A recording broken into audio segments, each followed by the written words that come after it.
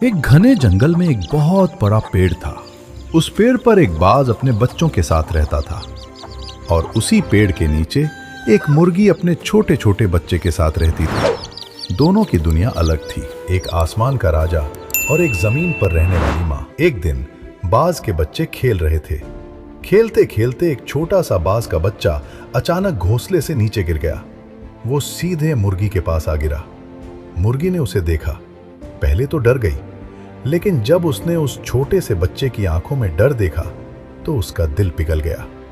मुर्गी ने उसे अपने बच्चों के साथ रख लिया, उसे दाना खिलाया, अपने पंखों में छुपाया।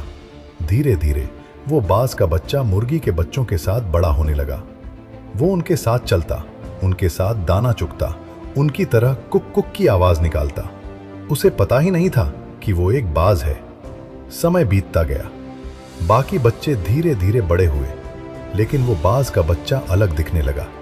उसके पंख बड़े थे, उसकी आंखें तेज थीं, लेकिन वो उड़ नहीं पाता था। जब भी वो उड़ने की कोशिश करता तो गिर जाता और बाकी बच्चे उसका मजाक उड़ाते। तू हमारे जैसा क्यों नहीं है?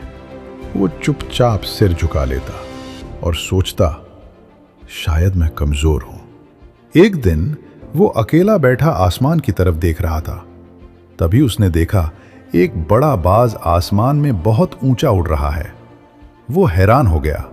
उसके दिल में कुछ अलग सा एहसास हुआ। उसने सोचा, काश मैं भी ऐसे उड़ पाता। तभी अचानक वो बड़ा बाज नीचे आया। उसने उस बच्चे को देखा और समझ गया, ये मेरा ही बच्चा है। बाज ने कहा, तू यहां क्या कर रहा है? छोटा बाज बोला, मैं एक मुर्गी हूं, मैं उड़ नहीं सकता। बड़ा बाज मुस्कुराया। उसने कहा, तू मुर्गी नहीं है, तू एक बाज है। छोटा बाज डर गया, नहीं, मैं नहीं उड़ सकता। बड़े बाज ने उसे अपने साथ ऊपर पहाड़ी पर ले गया और कहा, आज तू अपनी असली पहचान देखेगा। छोटा बाज कांप रहा था, डर रहा था, लेकिन बड़े बाज ने उसे हल्का सा धक्का दिया। वो नीचे गिरने लगा। पहले तो वो बहुत डर गया, लेकिन अचानक उसने अपने पंख फैलाए और वो उड़ने लगा। पहली बार वो आसमान में था। उसे एहसास हुआ, मैं कमजोर नहीं हूं, मैं तो आसमान का राजा हूं। उसकी आंखों में आंसू आ गए। उसने नीचे देखा, जहां मुर्गी ने उसे पाला था।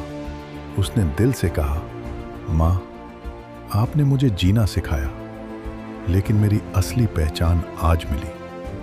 आप वही बनते हो जो आप अपने बारे में सोचते हो।